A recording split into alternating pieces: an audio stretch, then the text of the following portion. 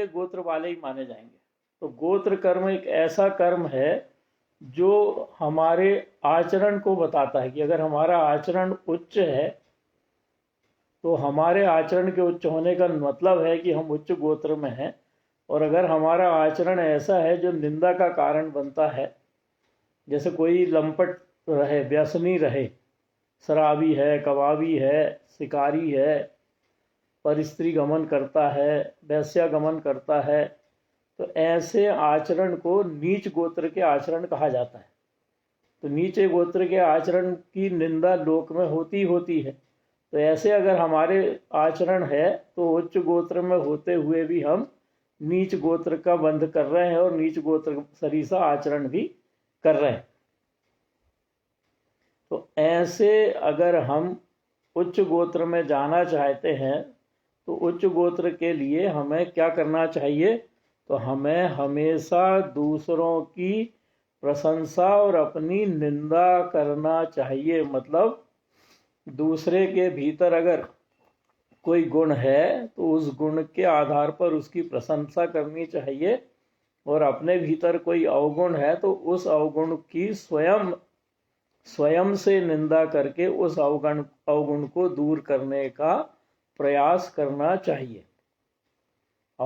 लेकिन अगर हम किसी के सामने नहीं बताना चाहते तो हमें खुद को और खुद की निंदा खुद से करके हमें उस अवगुण को दूर करना चाहिए।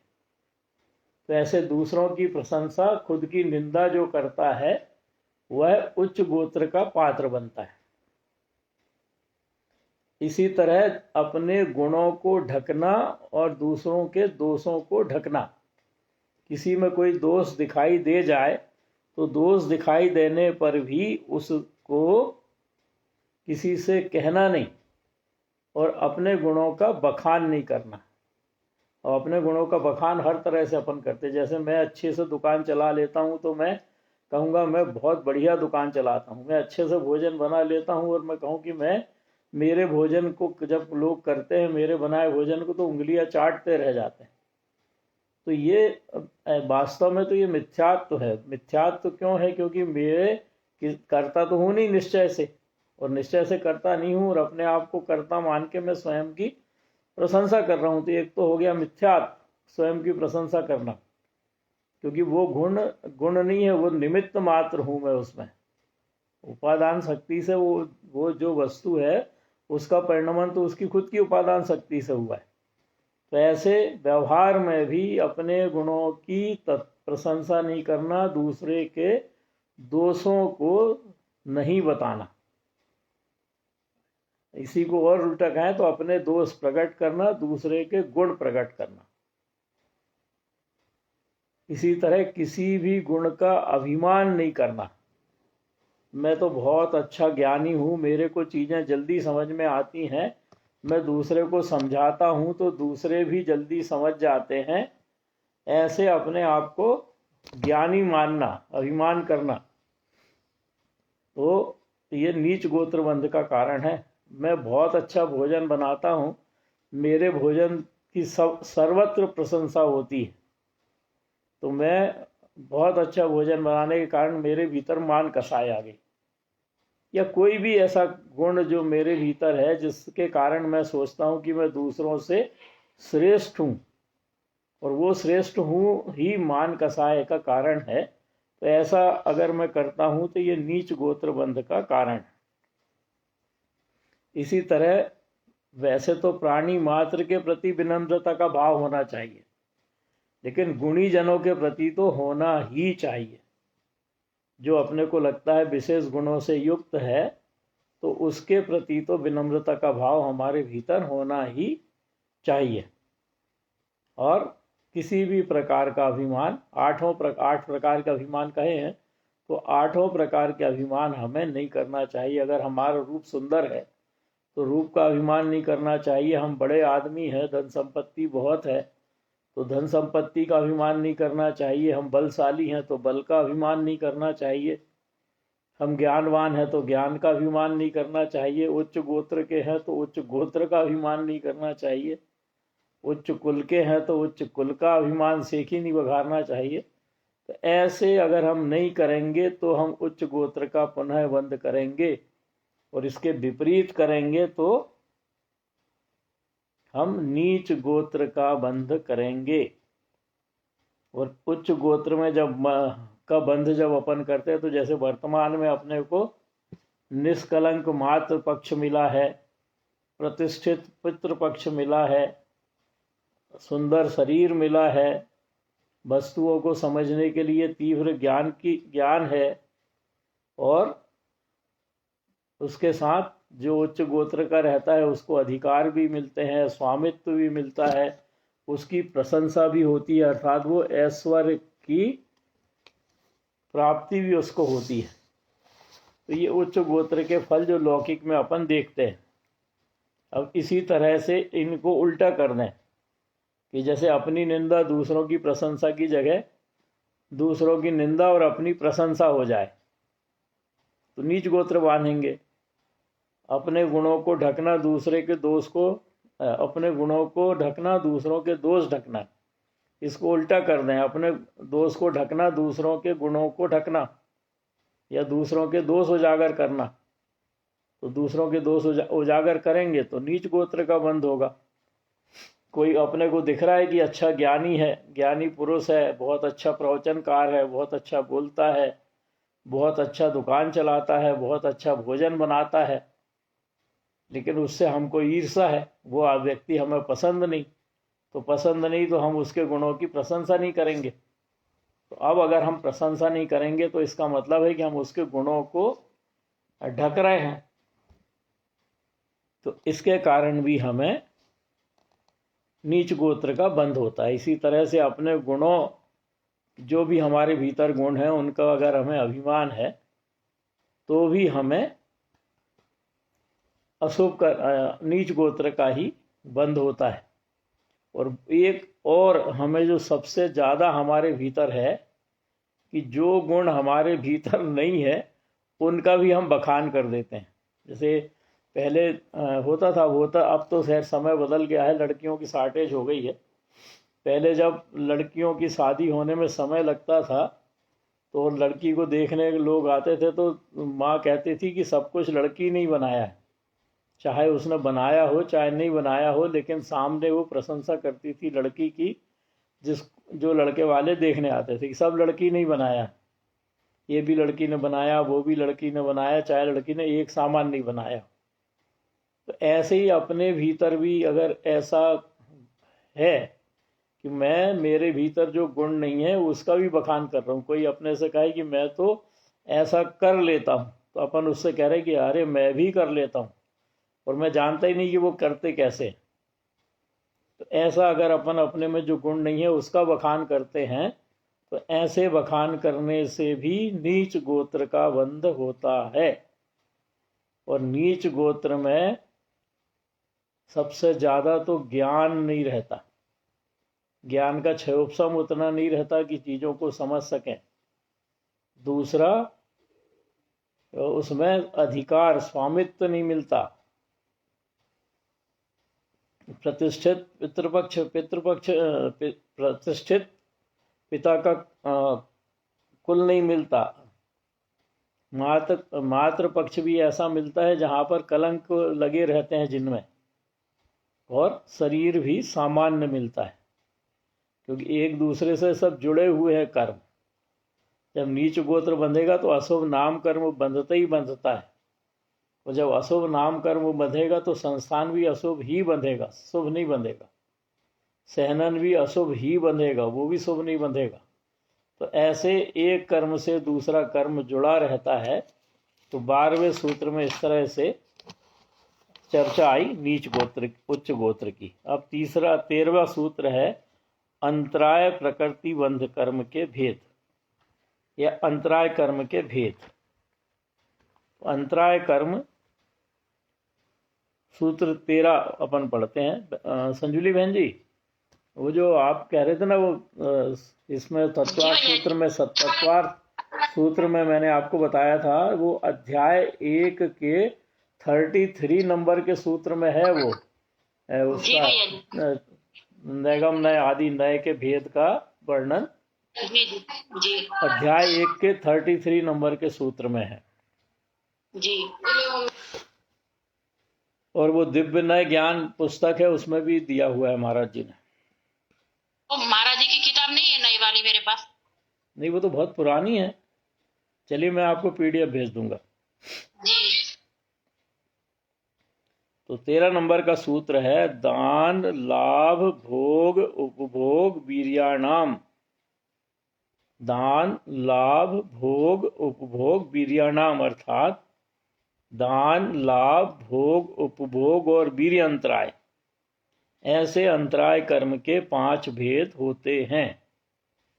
दान अंतराय, लाभ अंतराय, भोग अंतराय, उपभोग अंतराय और वीर्य अंतराय। इस तरह से अंतराय कर्म के 5 भेद। और इन 5 भेदों का आशय ये है कि जब हम किसी के दान में अंतर डालते हैं, अंतराय डालते हैं, किसी के होते लाभ में अंतराय डालते हैं, किसी के भोग में अंतराय डालते हैं, किसी के उपभोग में अंतराय मतलब विघ्न डालते हैं, या किसी के वीर्य में अर्थात उसकी शक्ति में अंतराय डालते हैं, तो इस कर्म का बंध होता है। अब ये होते क्या है? तो जैसे दान अंतराय, कोई व्यक्ति मंदिर में दान देना चाहता है और वो उसने मुझसे पूछा कि भैया मैं यहाँ पर दान देना चाहता हूँ, दे दूँ? इतना दान मैं देना चाहता हूँ, भले ही वो 1 रुपये हो या 1 लाख रुपए, मैं इतना दान देना चाहता हूँ, तो क्या मैं दे दूँ? और मैं उसको कह दूँ कि अरे यहाँ तो सब जितने भी समिति के लोग हैं, खाने पीने वाले लोग हैं, सब मंदिर का पैसा खा पी जाते हैं, तुम काहे को यहाँ पर दान दे रहे हो? यहाँ पर दान देने से कोई लाभ नहीं है। तो मैं कोई ऐसा किसी को कहने वाला कौन होता हूँ? और मैंने कोई खोजबीन थोड़ी करी है कि कौन उस पैसे का क्या उपयोग कर रहा है, और ना मैंने कभी जानने की कोशिश करी। मैंने तो सुनी सुनाई बात के आधार पर कह दिया और उसको दान देने से रोक दिया। तो उसको रोका मैंने दान देने से एक धर्मायतन में, तो मुझे दान अंतराय कर्म का बंध होगा, क्योंकि मैंने उसके दान देते हुए दान में अंतराय डाला। तो ऐसे जब मैं किसी के भी देते हुए दान में अंतराय डालता हूँ, तो मुझे दान अंतराय कर्म का बंध होता है। अब दान करते समय जैसे अपन मंदिर चैत्यालय जी में बोलियां लग रही हैं, और एक व्यक्ति ने बोली लगाई, कोई सी भी बोली लगा, 1000 की लगाई, चाहे 10,000 बोला, चाहे 50,000 बोला, और वो मेरे को पसंद नहीं है व्यक्ति, या मेरे मन में ऐसी ऐंठ है कि ये मेरे सामने इतनी बोली लगा नहीं सकता, तो मैंने उससे बढ़ के बोली लगा दी। वो बढ़ के बोली लगा दी, और वो उसको भी ऐंठ है कि ये मेरे से आगे नहीं बढ़ सकता, तो उसने भी बढ़ के बोली लगा दी, और बोली बढ़ते बढ़ते एक अच्छे खासे राशि तक पहुंच गई। और फिर मेरे मन में चालाकी आ गई कि इसको मैं फंसा दूं, क्योंकि इसकी इतने पैसे देने की क्षमता तो है नहीं जितनी ये बोली लगा रहा है, लेकिन ये ऐंठ में इतनी बोली लगा रहा है, तो इसको मैं फंसा दूं। तो एक बड़े अमाउंट तक बोली पहुंचने के बाद और मैंने अपनी बोली बंद कर दी। तो जो दान देने के लिए आया था, उसकी क्षमता से अधिक दान वो देगा, कैसे देगा, कब देगा वो जाने, उसका घमंड वो जाने। लेकिन मेरे मन में जो वहां पर चालाकी आई, बद्यांती आई, तो उसके कारण भी मैं अंतराय कर्म का बंध तो करूंगा ही करूंगा, क्योंकि मैंने उसके दान देने के भाव में अंतराय डालने का प्रयास किया। अंतराय डालने का प्रयास कैसे किया कि उसको मैंने फंसा दिया, कहें यहाँ पर तो अपन दान अंतराय तो ठीक है, मायाचारी का बंध ज़्यादा होगा यहाँ पर। तो ऐसे दान देने में अगर मैं विघ्न डाल रहा हूँ, तो मैं दान अंतराय कर्म का बंध करता हूँ। उसका फल क्या मिलेगा फिर मुझे?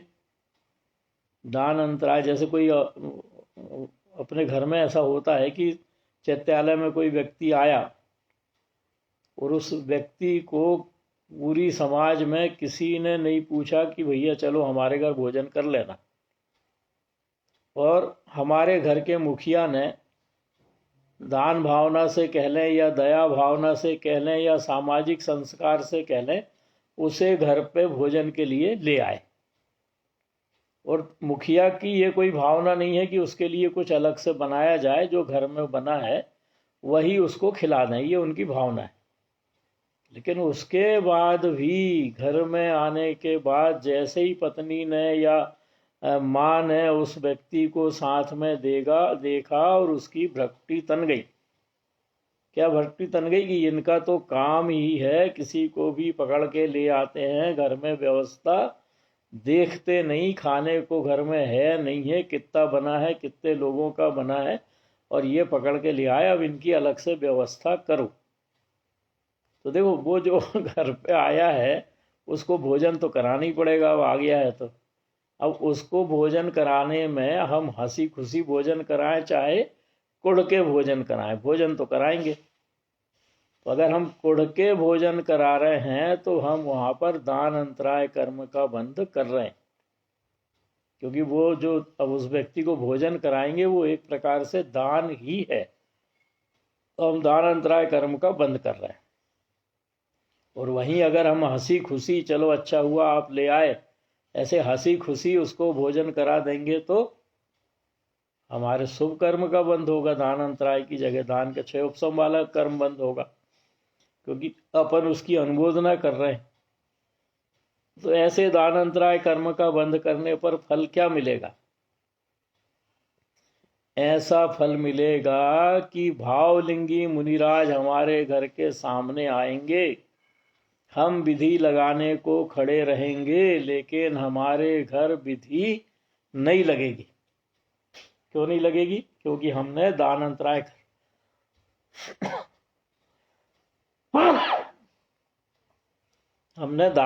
कर्म का बंद किया हुआ है। तो हमारे पास दान देने की सामग्री भी है, दान देने की परिस्थिति भी है, उसके बाद पात्र उपस्थित भी है, उसके बाद भी हमारे यहाँ विधि नहीं लगेगी। और दूसरा दान अंतराय का फल ये भी रहता है कि हमारे पास सब कुछ होते हुए भी दान देने की हमारी भावना तक नहीं होगी। हम करोड़पति अरबपति हैं और उसके बाद भी मंदिर में हमारे दान देने के भाव नहीं होंगे। ये दान अंतराय का फल मिलेगा अपने को। तो दूसरा आता है फिर लाभ अंतराय। लाभ अंतराय मतलब किसी के होते लाभ में बाधा डालना। अब किसी के होते लाभ में बाधा जब हम डालते हैं तो उसके बाधा डालने के कारण हमें लाभ अंतराय कर्म का बंध होता है। पहले भी अपन ने इसका उदाहरण लिया कि जैसे 2 दुकान वाले हैं अगल बगल में, और 2 दुकानदार अगल बगल में हैं, और एक परिचित हमारी दुकान के सामने से निकला और वो परिचित हमारी दुकान पे नहीं आके बगल वाले की दुकान पे चला गया और बगल वाले की दुकान से सामान खरीद के ले भी आया। अब ले चुका सामान तो हमारी दुकान के सामने से फिर निकला, तो हमने उसको बुला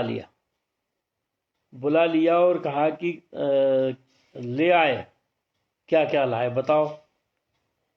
और उसमें से एकाध चीज का हमने रेट पूछा, और जो रेट उसने बताया उससे कम करके हमने उसको कहा कि अरे ये तो हमारी दुकान पे इतने की है, तुमको तो उसने लूट लिया।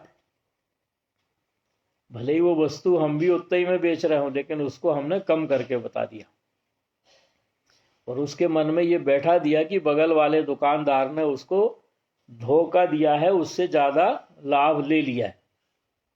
तो अब वो ग्राहक जो हमारा परिचित था, दूसरी दुकान से सामान ले आया था, उसके मन में भ्रम बैठ गया कि अरे बगल वाले ने मुझे तो ज़्यादा राशि में सामग्री दी है, और वो उठा और उस दुकान वाले के पास उस सामग्री को वापस कर आया कि भैया तुमने तो बहुत महंगा हमको माल दिया है, हमें नहीं लेना। और वो दुकानदार सज्जन था तो उसने चुपचाप रख भी लिया सामान को कि दे जा भैया। और वही व्यक्ति फिर हमारी दुकान पर आया और हमने उसको वो सामान तो कम में दिया जो हमने बताया था, लेकिन बाकी सामान में जितने भी मुनाफा ले सकते थे भरपूर मुनाफा लेके उसको दे दिया। तो इसमें लाभ अंतराय कैसा? तो दूसरे को जो लाभ हो रहा था उसमें तो हमने अंतराय डाल दिया, उस ग्राहक को झूठ सच बोल के दूसरे के होते लाभ में अंतराय डाल दिया, तो वो तो हो गया अंतराय कर्म का बंध। और हमने उस ग्राहक को धोखा दिया, मायाचारी करके एक चीज का दाम कम बताया और बाकी चीजों में उसने हमारा विश्वास करके बाकी चीजें ले ली, तो उसमें हमने उसको अधिक दाम लगा लिए। तो ऐसा मायाचारी करके धोखा देके हमने उससे पैसे भी ऐंठ लिए।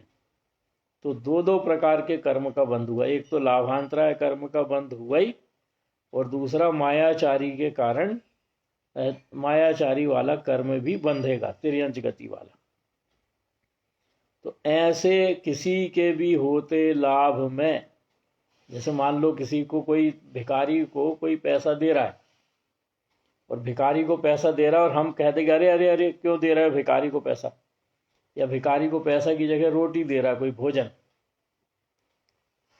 या कुछ भी दे रहा है, और उसके होते लाभ में हम विघ्न डाल दें, अरे क्यों दे रहा है उसको, ये तो शराब पीता, ये तो ये करता, ये तो वो करता, अरे तो तुम मत दो। लेकिन तुम मत दो उसके बाद हम भी नहीं दे रहे और दूसरों को देने भी नहीं दे रहे, तो जो व्यक्ति को मिलना था उसको तो लाभ नहीं मिला, तो उसके होते लाभ में अंतराय डालने के कारण हम लाभांतराय कर्म का बंध करते हैं।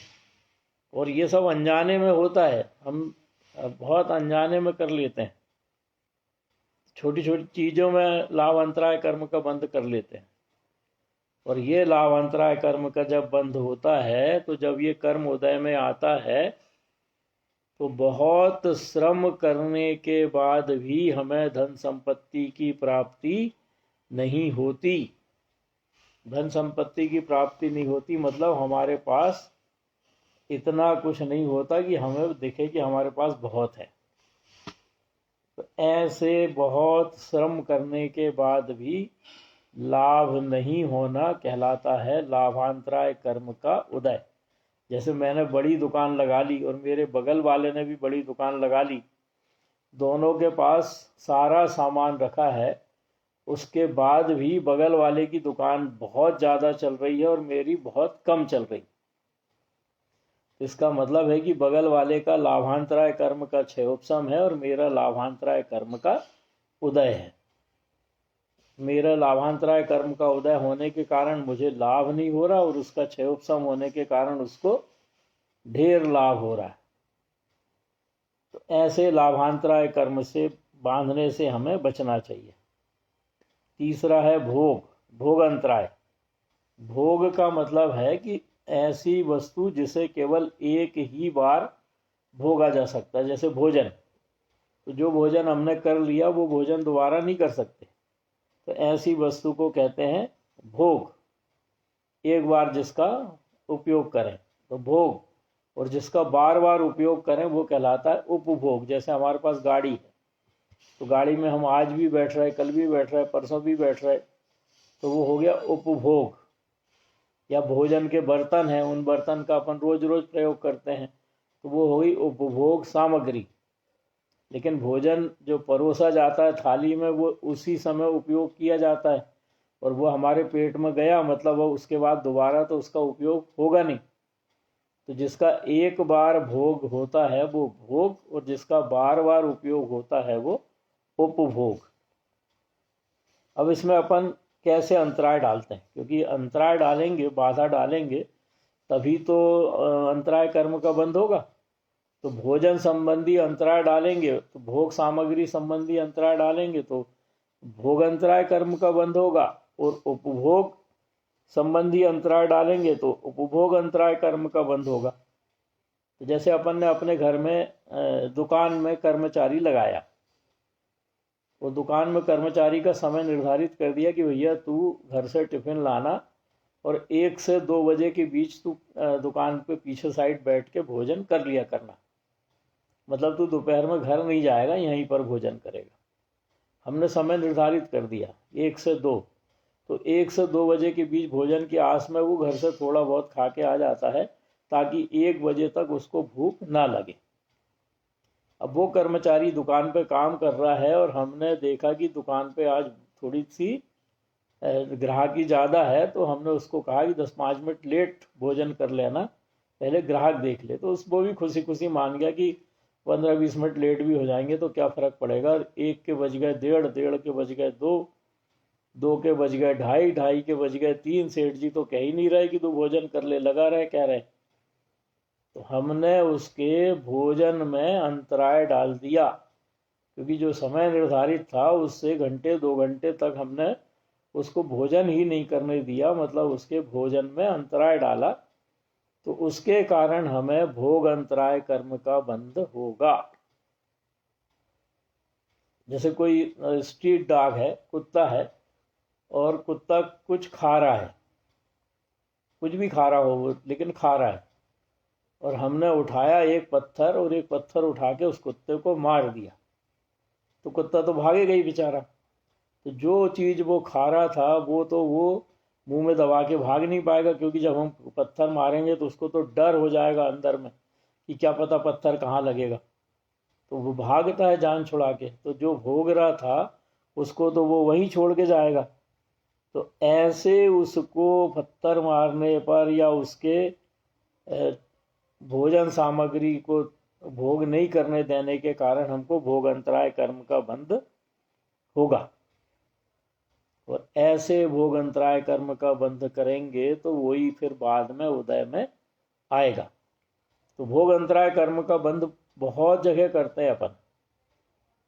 जैसे कोई अपने से पीने को पानी मांग रहा है और उसको तेज प्यास लग रही है, और हम कह रहे हैं ला रहा है, ला रहा है, ला रहा है, और ला रहा है में आधा घंटा निकाल दिया, और वो व्यक्ति उठ नहीं पा रहा है क्योंकि वो निस्सहाय है, बिस्तर से उठ नहीं पा रहा, और उसको पानी की तत्काल आवश्यकता है, लेकिन उसको हम ला रहे कह के आधा घंटा निकाल देते हैं या कोई काम से निकल लेते हैं, तो हमको याद ही नहीं रहती कि उसने पानी मांगा था और दूसरा कोई पानी देने वाला उस समय वहाँ पर है नहीं।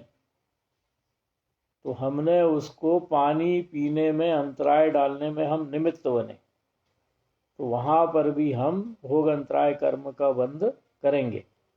तो ऐसे कोई भी किसी भी भोग को भोग रहा हो, 5 इंद्रिय के विषय भोगते हैं, भोजन अकेला नहीं, मुंह से खाने वाला नहीं, आँख से देखने वाला, नाक से सूंघने वाला, कान से सुनने वाला, या स्पर्शन इंद्रिय का कोई विषय जो एक बार भोगा जाता। जैसे कोई सुगंध अपन ने ले ली तो वो सुगंध दोबारा नहीं आती। कोई गीत हम सुन रहे हैं तो वो गीत सुन के जो आनंद उस समय आ रहा है वो आनंद दोबारा आएगा कि नहीं ये जरूरी नहीं है।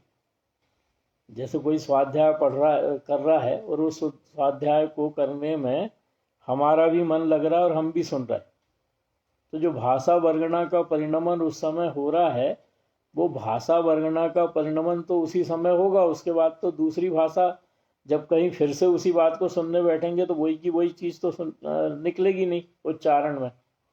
तो ऐसे किसी के सुनने में हम अंतराय डालते हैं तो उसके कारण भी भोग अंतराय कर्म का बंध होता है।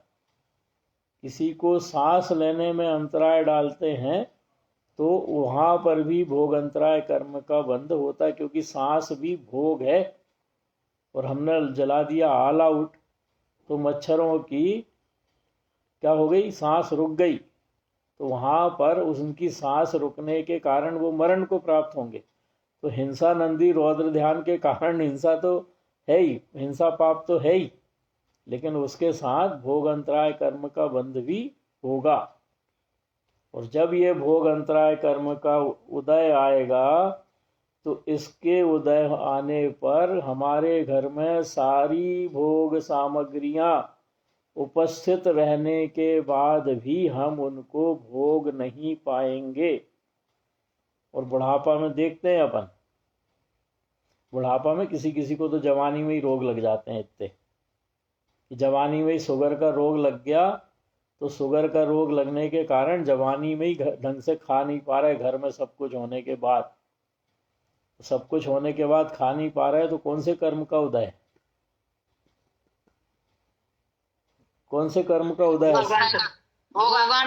भोगंतराय का ही उदय है कि सब कुछ है भोगने के लिए, सब कुछ खा सकते हैं, लेकिन पेट में पचाने की शक्ति नहीं है। तो पचाने की शक्ति नहीं है तो घी नहीं खा पा रहे, शुगर की बीमारी है तो शक्कर नहीं खा पा रहे, 56 भोग मिठाई बनी रखी है घर में, देख देख के ही कोढ़ रहे कि अरे मिठाई बनी है लेकिन मैं खा नहीं सकता, शुगर बढ़ जाएगी। तो ये सब भोग अंतराय कर्म के उदय के कारण ही होता है। तो भैया कई बार ऐसा होता है कि जैसे किसी को शुगर है घर में और है मीठा, और कोई यदि मांग रहा है और अपन मना करो इस उद्देश्य से कि अभी खाएंगे तो शुगर बढ़ जाएगी और परेशानी होगी, तो वो भी अपना अंतराय अपना तो बंधेगा फिर उसमें? नहीं बंधेगा, नहीं बंधेगा। अपन उनको बता के कह रहे हैं ना, छुपा थोड़ी रहे, छुपाते तो भोग अंतराय कर्म का बन। अपन उनको बता रहे कि आपको बीमारी है इसलिए हम आपको नहीं दे रहे, रखी तो है। ये तो भोगंतराय कर्म तो तब बंधेगा जब अपन खाते हुए भी खाते समय मना कर रहे, जैसे खा रहा है कोई व्यक्ति और अपन मना कर रहे कि तुम्हें शुगर है तो मत खाओ, तो भी बता के ही दे रहे हैं ना अपन। हाँ, भोगंतराय तो तब बनेगा जब उसके मुंह का निवाला छुड़ाएंगे। मुंह का निवाला थोड़ी छुड़ा रहे हैं अपन उनसे, मुंह का निवाला छुड़ाएंगे तो भोगंतराय। कई बार ऐसा भी होता है जैसे घर में छिपकली कीड़े खाती है, तो अपन इस उद्देश्य से भगाते हैं उसको कि मतलब इतने जीवों की हिंसा हो रही है। जैसे बिल्ली ने चूहे को पकड़ा तो अपन बिल्ली को भगाते हैं कि जी छोड़ दे चूहे को, तो उसमें भी अपने को अंतराय कर्म बंधेगा क्या? नहीं बंधेगा, वो तो रक्षा कर रहे हैं अपन जीवों की, तो जीव हिंसा से बचा रहे, तो वहां थोड़ी बंधेगा। जैसे मुनि का उदाहरण आता ना, एक मुनि के सामने से एक चोर भागा, उसके पीछे पीछे दौड़ते कोतवाल आया, तब मुनि को विचार आया कि कोतवाल आएगा तो मुझसे पूछेगा ही, तो मैं झूठ तो बोल नहीं पाऊंगा। तो मुनि जहां बैठे थे उससे 5 अंगुल 4 अंगुल आगे होके बैठ गए, और जब कोतवाल आया और उससे पूछा कि इधर गया है क्या, तो मुनि ने कहा कि जब से मैं यहाँ बैठा हूँ तब से वो चोर इधर नहीं गया, तो झूठ से भी बच गए। तो ऐसे ही अपन, भाई तुमको शुगर की बीमारी है तुम मत खाओ, तो हम उनको बता रहे हैं कि तुम मत खाओ, उनको खाने से रोकने के पीछे उद्देश्य उनकी बीमारी है, हम उनके मुंह से निवाला थोड़ी छुड़ा रहे। या अपन किसी कीड़े को बाहर निकाल भी रहे तो वो सुरक्षा की दृष्टि से भी निकाल रहे हैं कि छिपकली घर में रहेगी तो अपने, कई लोग डरते भी है छिपकली को देख के, कमरे में नींद नहीं आती उनको, तो उस उद्देश्य से भी बाहर निकालते हैं। तो वहाँ उनके भोग अंतराय में अपन बाधा नहीं बन रहे हैं, अपन उसको रोक रहे हैं जीव हिंसा करने से अपने निमित्त से। इसलिए तो कहा जाता है घर में इतनी सफाई रखो कि ऐसे कीड़े मकोड़े पैदा ही ना हो, होता है ना ऐसा। तो इसमें इसी कारण से ये सब कहा जाता है। तो अगला है उपभोग अंतराय। उपभोग का अर्थ है कि जो सामग्री हम बार बार उपयोग में लाते हैं, तो ऐसे उपभोग में अंतराय डालना। अब उपभोग में अंतराय कैसे डालते हैं? जैसे अपने घर में एक छोटी कार है और अपना एक मित्र है, और वो मित्र से अपनी बहुत अच्छी दोस्ती है, और वो भी कार खरीद रहा है। अब वो भी कार खरीद रहा है, बगल में ही रहता है मान लो, और वो अपने से बड़ी कार खरीद रहा है। तो बड़ी कार खरीदने वो जा रहा है और हम उसको उस कार को खरीदने से रोक दें, क्या बता के? उस कार के अवगुण बता के। वास्तव में तो हमारे मन में ये चल रहा है कि ये मेरे से बड़ी कार ले लेगा तो ये अपने आप को मेरे से बड़ा समझने लगेगा, भले ही मित्र है।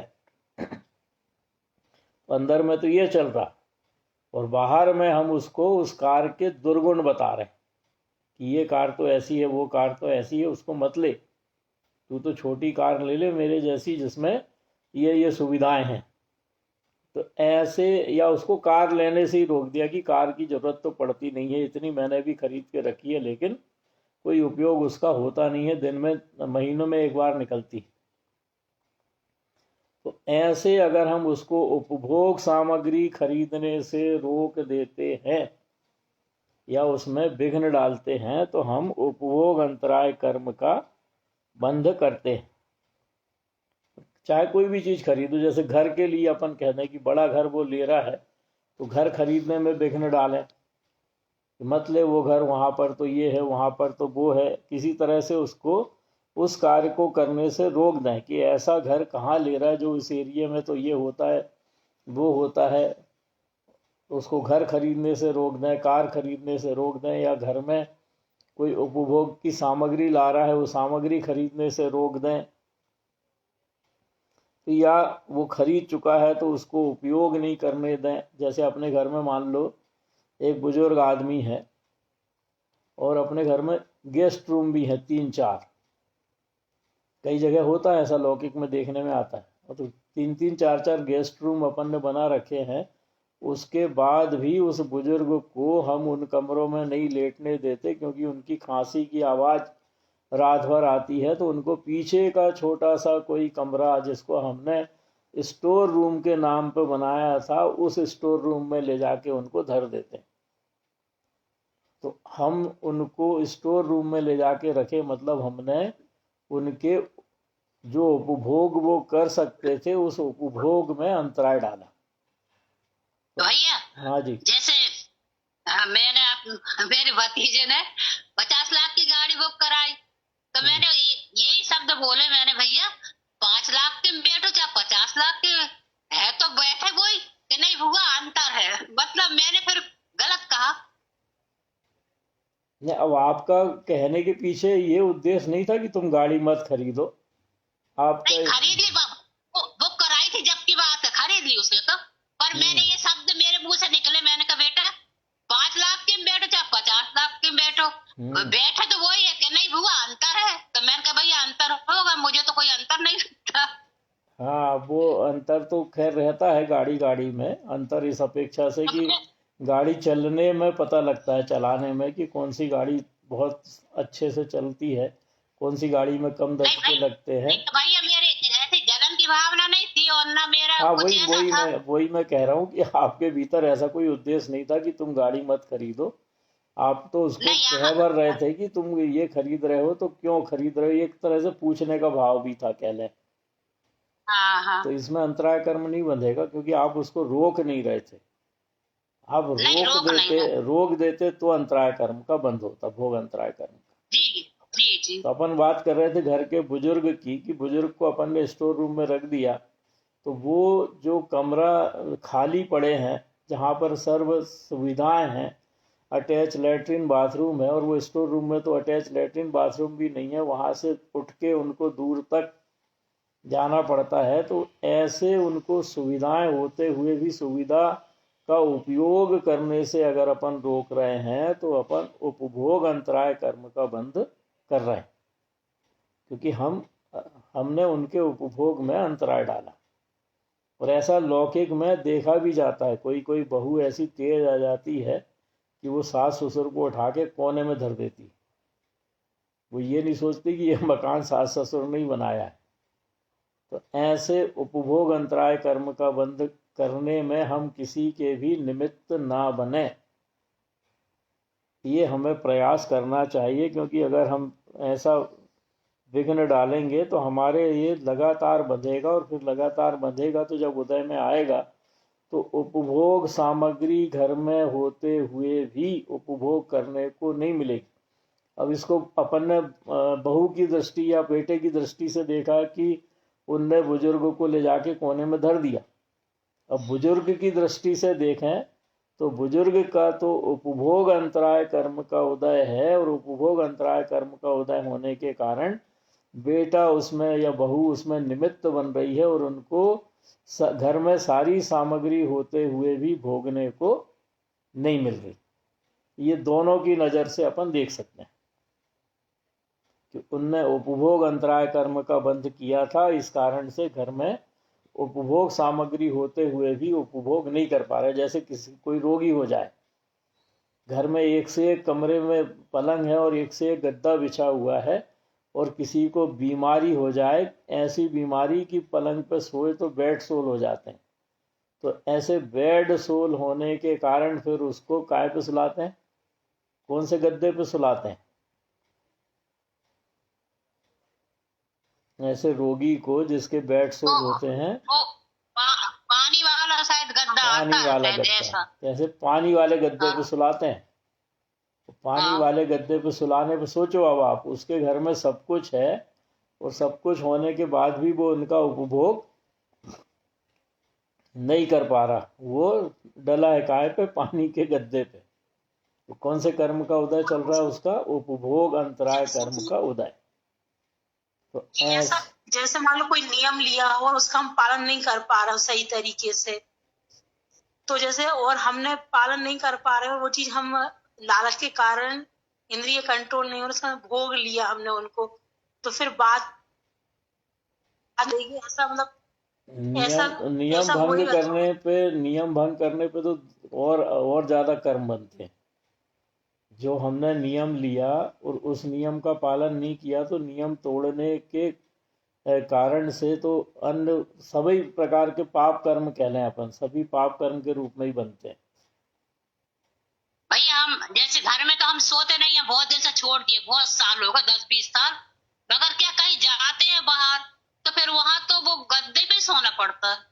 देखिए, अगर छोड़ा नहीं है आपने नियम नहीं लिया है तो कोई दिक्कत नहीं, और अगर नियम ले लिया है तो फिर कहीं भी जाए, हाँ, नियम ले लिया है तो फिर कहीं भी जाए उसको फिर आपको वहां पर भी उपयोग नहीं करना है। नियम कड़क नहीं लिया, सब कोई बैठ के तारे तुम तो ऐसी हो, इसलिए हम नियम नहीं लिया। तो सबसे बड़ी बात तो ये है कि नियम लेने से पहले अपने आप को प्रैक्टिस में डालना चाहिए। जी जी। प्रैक्टिस में डाल के जब हम बिल्कुल पक्के हो जाएं कि कैसी भी परिस्थिति आ जाए अब हमारा नियम अडिग है, तो फिर हम नियम से बंधे, और नहीं तो प्रैक्टिस में ही रहने दें, भले ही रोज का नियम ले लें अपन, क्योंकि नियम लेने में नियम को पालना बड़ा कठिन होता है। और अगर हमारी अभी इधर उधर आने जाने की प्रवृत्ति है तो दूसरी जगह सारी सुविधाएं अपने हिसाब से मिलती नहीं है। फिर जैसी परिस्थिति है वैसी परिस्थिति में अपने को ढलना पड़ता है, तो फिर वहां पर नियम पलता नहीं है। इसलिए नियम लेने के पहले अपने, जैसे अपन ने मांस खाने का त्याग कर दिया, अब मांस खाने का त्याग तो हमें करना ही है, मधु मांस तीन मकार का तो त्याग करना ही है। तो जब हमने त्याग किया तो हमें अब सावधानी रखनी ही पड़ेगी। क्या सावधानी रखनी पड़ेगी? कि हम जिस आटे का उपयोग कर रहे हैं वो आटे की मर्यादा का आटा उपयोग करें, मर्यादा के मसाले उपयोग करें, मर्यादा के खान पान हमारा वैसा रहे जिसमें मांस खाने का दोष नहीं लगे।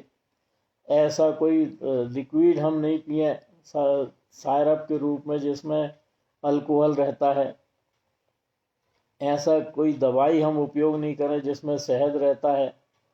बहुत बढ़िया उदाहरण आया था एक शहद के लिए, कि लोग दूध में अगर मक्खी गिर जाए तो दूध फेंक देते हैं, और घी में मक्खी गिर जाए तो घी नहीं फेंकते, मक्खी फेंक देते हैं, और शहद चाट के खाते हैं जो मक्खियों की लार से बनता है।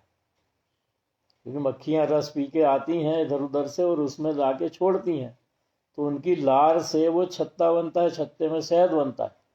तो मक्खियों की लार से बने शहद को तो चाट के खाते हैं, और दूध में मक्खी गिर जाए तो दूध फेंक देते हैं। तो ऐसा अपने को कोई नियम नहीं लेना जो नियम अपन पाल सकते नहीं।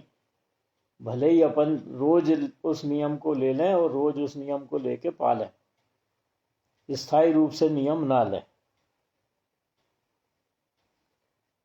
क्या बताओ आज? जैसे जो मांस मधु और मद्य का त्याग करते हैं तो वो स्थूल रूप से करते हैं। अब जैसे आटे वाटे की मर्यादा, वो इतना तो पालन नहीं कर सकता कोई, बिरले ही जो मतलब या प्रतिमाधारी या वो होते हैं, या जो इतने मतलब दृढ़ता रहे जिसमें, तो वो ही कर सकते हैं। तो ये दोष तो लगता ही है, यदि ऐसा सोचें तो फिर वो भी हो तो अनर्गल प्रवृत्ति स्वच्छंदी नहीं होगा जी।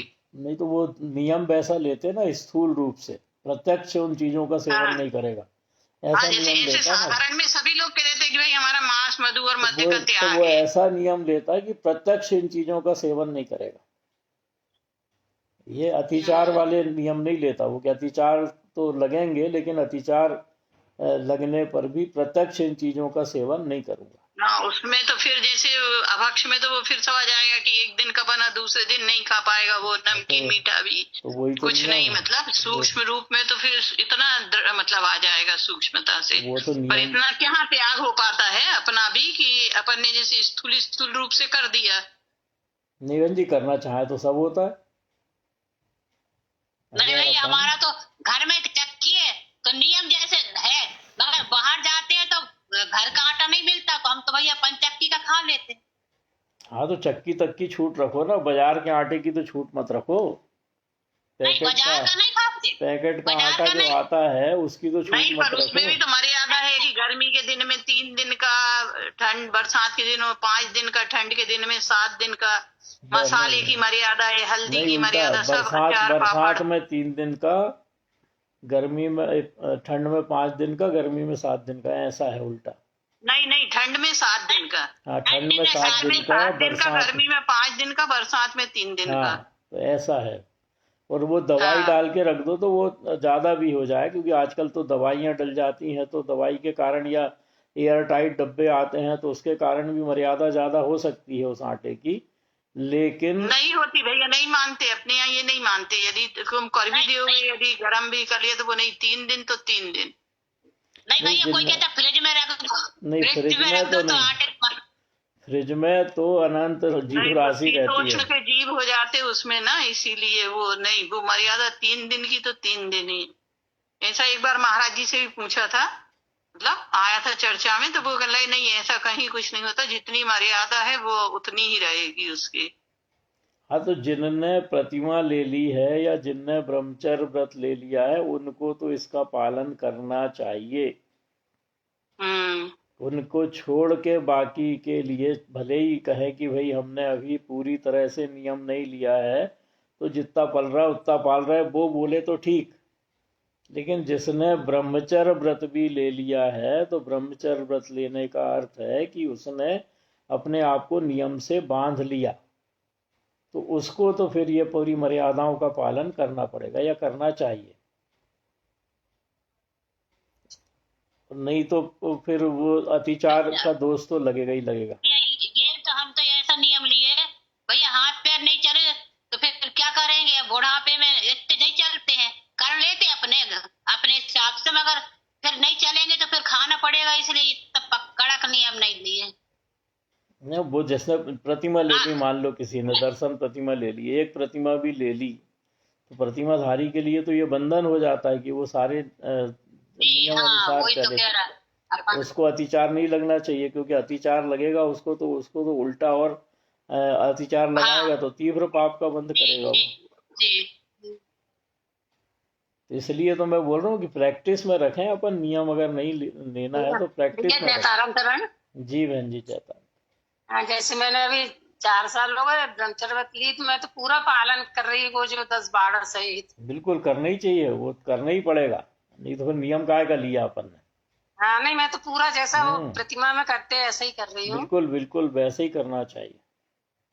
फिर वहां ये नहीं कि आटा नहीं मिल रहा तो मैं आटा कहाँ से लाऊं, वो नहीं होना फिर वहां पे, वो तो फिर सारी हालांकि ब्रह्मचर्य व्रत में आटा वाला नहीं है, पर तो मेरा तो खैर प्रतिमा का मतलब भावना है कि लूंगी करके मैं पालन कर रही। बाकी ब्रह्मचर्य व्रत में मतलब आटा की मर्यादा वाला नहीं है।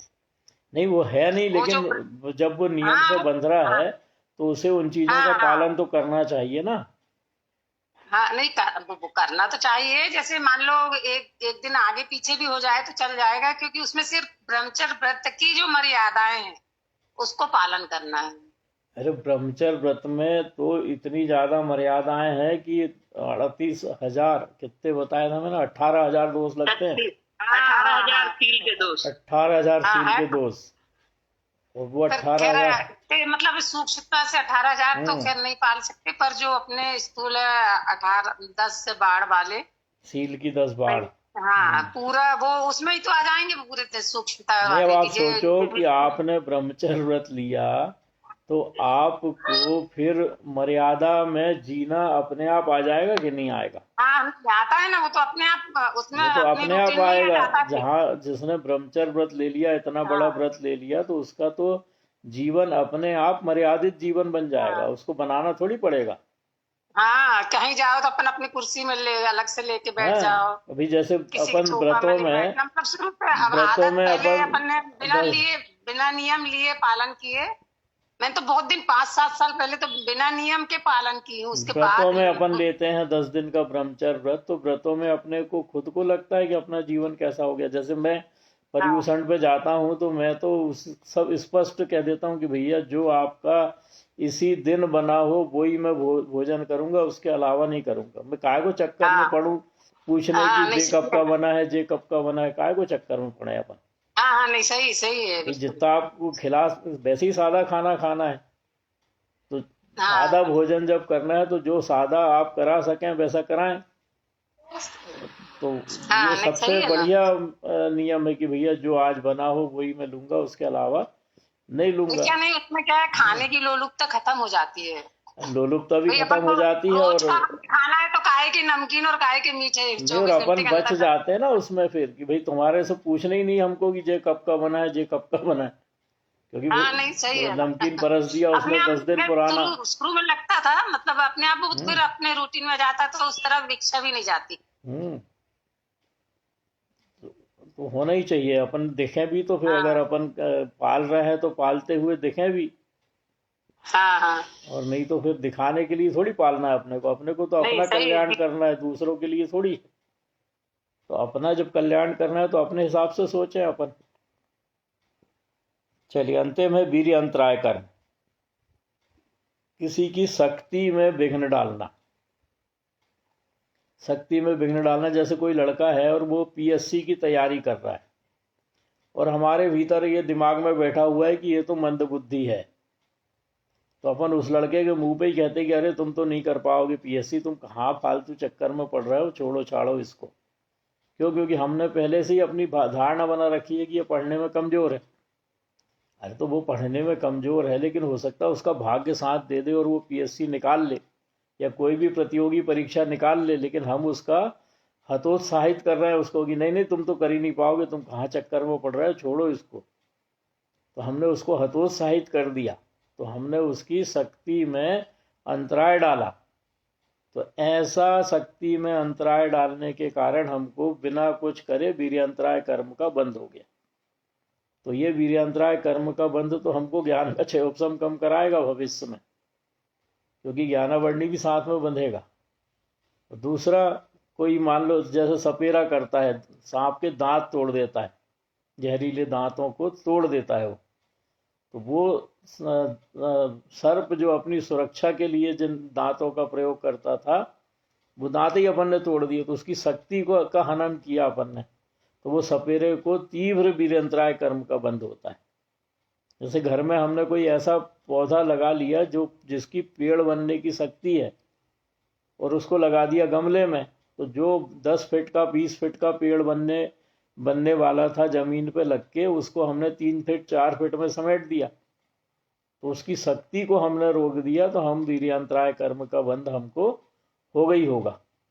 तो ऐसे सामर्थ्य को, किसी की सामर्थ्य में विघ्न डालते हैं किसी भी प्रकार से, तो ऐसे सामर्थ्य में विघ्न डालने से हमें वीर्यांतराय कर्म का बंध होता है। और ऐसे वीर्यांतराय कर्म का जब उदय आता है तो हमारे भीतर एक तो सामर्थ्य हो तो भी कार्य करने के प्रति उत्साह नहीं रहता, और दूसरा शरीर जो मिलता है वो कैसा मिलता है, दुबला पतला कम ताकत वाला।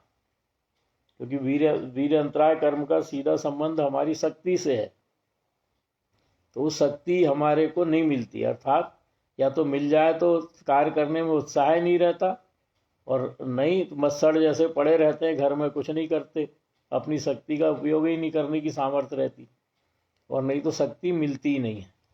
तो ऐसे वीर्यांतराय कर्म के कारण हम ना जाने कितने प्रकार से वीर्यांतराय कर्म बांधते हैं। तो अब अपन देखें कि अंतराय कर्म कैसे कैसे बांधते हैं अपन। तो पहला तो दान लाभ भोग उपभोग और शक्ति में बाधा उत्पन्न करने से हम वीर्यांतराय कर्म का बंध बांधते हैं। दूसरा, मंदिर का द्रव्य निर्माल्य उसका सेवन अगर अपन करते हैं तो भी अंतराय कर्म का बंध होता है, क्योंकि किसी ने दिया है वो दान के रूप में, और उस दान के रूप में दी गई राशि को हमने उपयोग कर लिया तो हमारे को अंतराय कर्म का बंध होता है। पांचों पापों में रत अगर हम रहते हैं तो भी हमारे अंतराय कर्म का बंध होता है। अगर कोई मोक्ष मार्ग पर चल रहा है तो उसके मोक्ष मार्ग में दोष बताते हैं। जैसे अपन है तारणपंथी, अपन तारणपंथी शुद्ध मोक्ष मार्ग पर चल रहे हैं। शुद्ध मोक्ष मार्ग पर चल रहे हैं मतलब क्रियाकांड में नहीं उलझते, और दूसरा हमको क्रियाकांड बता के अब हमारे मार्ग को गलत बताता है और उसके मार्ग को अच्छा बता के अपने मार्ग पर हमको ले जाता है। तो उसने हमारे मोक्ष मार्ग में विघ्न डाला तो उसको वीर्य अंतराय कर्म का बंध होगा। या किसी भी होते कार्य में विघ्न डालने से हमें अंतराय कर्म का बंध होता है। जैसे कोई ज्ञान दे रहा है, स्वाध्याय कर रहा है, प्रवचन चल रहे हैं, या कोई कक्षा लगी है और उसमें हम अंतराय डालें कि नहीं तुम प्रवचन इतने समय के बाद नहीं करोगे, नहीं तुम इस यहाँ पे कक्षा नहीं लोगे, नहीं तुम इस यहाँ पर स्वाध्याय नहीं करोगे, इस तरह से अगर हम किसी के ज्ञान ग्रहण करने में बाधा डालते हैं या ज्ञान देने में बाधा डालते हैं तो अंतराय कर्म का बंध करते हैं। किसी के वैभव को देखकर आश्चर्यचकित होते हैं, इसके पास इतना कैसे, तो भी हम अंतराय कर्म का बंध करते हैं।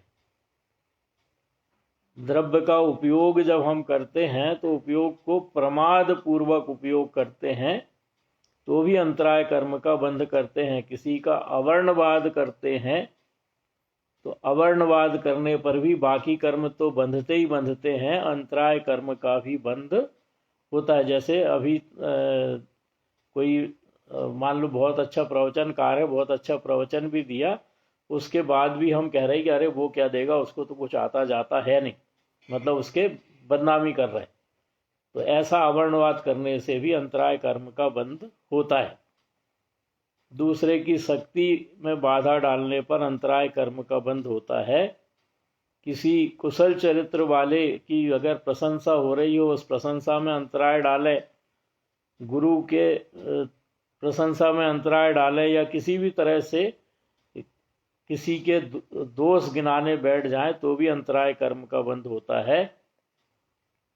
इसी तरह किसी दीन अनाथ को दिए जाने वाली सामग्री, चाहे वो वस्त्र के रूप में हो, चाहे आश्रय के रूप में हो, चाहे भोजन के रूप में हो, चाहे उपभोग सामग्री के रूप में हो, उसको देने में अगर हम विघ्न डाल रहे हैं तो हमारे अंतराय कर्म का बंध होता है। इसी प्रकार किसी का अंग छेदन करते हैं, जैसे कान छेदने वाले होते हैं, नाक छेदने वाले होते हैं, ओंठ पे वो रिंग सरीसा वो लगाने वाले होते हैं। तो इस तरह से किसी प्रकार के अंग का छेदन भेदन अगर हम करते हैं तो अंतराय कर्म का बंध होता है। और किसी प्राणी का वध करना, वध कराना या वध करने वाले की अनुमोदना करना, मतलब हिंसा नंदी रौद्र ध्यान जब हमारा होता है तो उसके कारण भी तीव्र अंतराय कर्म का बंध होता है, क्योंकि किसी के प्राण का हनन करके हम उसको अंतराय डाल रहे हैं उसमें। तो इस तरह से बहुत सारे कारण हैं अंतराय कर्म के बंध के, और ये अंतराय कर्म मोहिनी कर्म के बाद सबसे खतरनाक कर्म है, जो समझ में आता नहीं और बंधता रहता है। और जब उदय में आता है तब समझ में आता है कि हमारे पास धन संपत्ति क्यों नहीं बढ़ रही, हम इतने दुर्बल क्यों हैं, हमें भोगने को खाने को मिल क्यों नहीं रहा, भोगने को मिल क्यों नहीं रहा, हमारे पास मकान क्यों नहीं है, उसके पास इतना बड़ा मकान है, उसके पास खाने को सब कुछ है, हमारे पास क्यों नहीं है, उसके पास सोने को पलंग है, हमारे पास तो टूटी खाट भी नहीं है। ये सब जब उदय में आता है तब समझ में आता है। इसलिए अंतराय कर्म बांधने से बचना चाहिए। तो अब किसी का कोई सुझाव प्रश्न हो तो अपन लेते हैं, अपना समय भी हो गया है, नहीं तो स्तुति लेते हैं।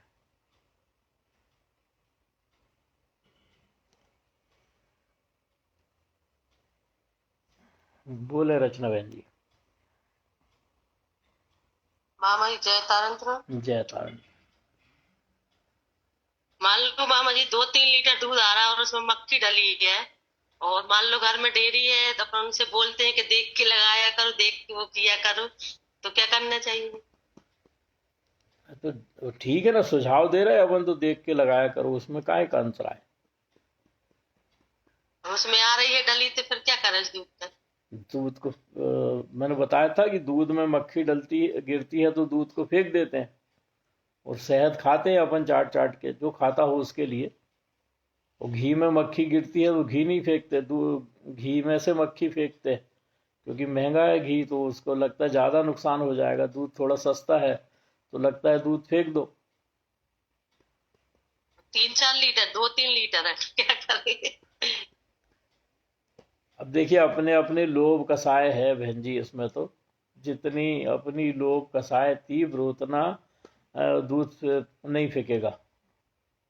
लेकिन अधिकतर आता है, और मान लो कभी कभी रोज नहीं आता, और आया तो अपन ने बोल दिया अब तो वो कहने लगते मक्खी तो बड़ी रहती है, बड़ी रहती तो अपने को दिख जाती है।